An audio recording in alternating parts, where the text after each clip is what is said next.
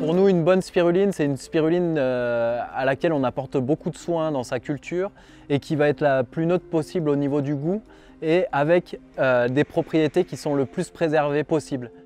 Et bah du coup, je m'appelle Renaud Stalinski. Avant de faire de la spiruline, j'ai été étudiant en doctorat en biologie. Eh bien, moi c'est Maxime Germain et du coup on a créé la spiruline de Chartreuse avec Renaud. Il y a de ça maintenant 4 ou 5 ans. On a commencé le projet en 2017 et on a commencé par autoconstruire tout ce que vous avez vu, le bâtiment, la serre.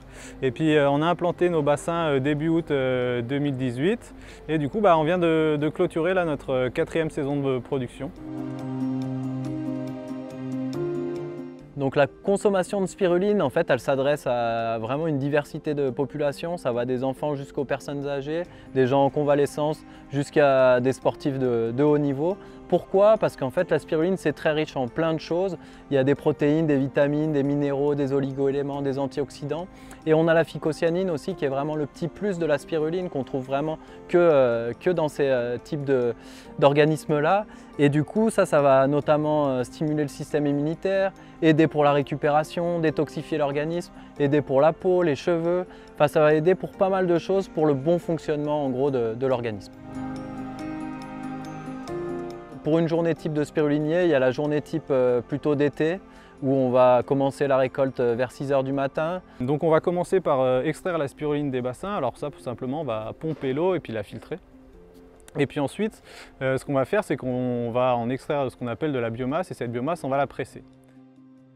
Ensuite, on va la réduire en espèces de spaghettis sur des clés et ça va nous permettre de la mettre dans le séchoir et de la faire sécher à basse température pour préserver les qualités nutritionnelles de la spiruline.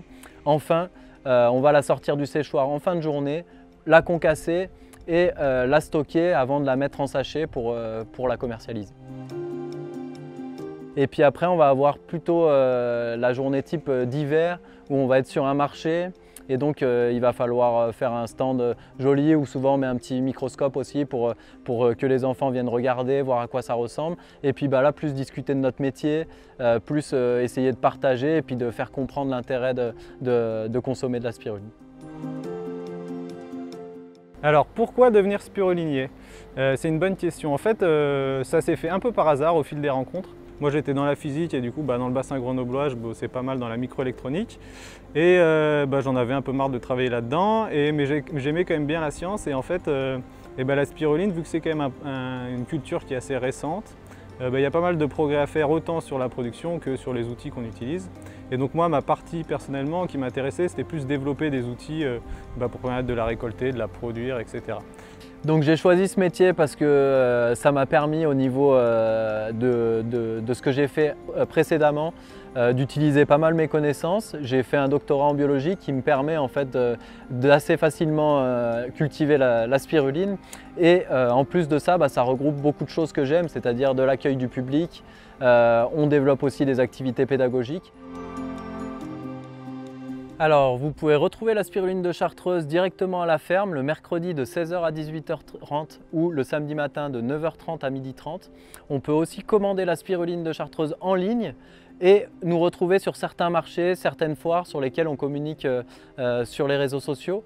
Ensuite, vous pouvez aussi regarder sur notre site internet, il y a une carte des magasins qui distribuent notre spiruline.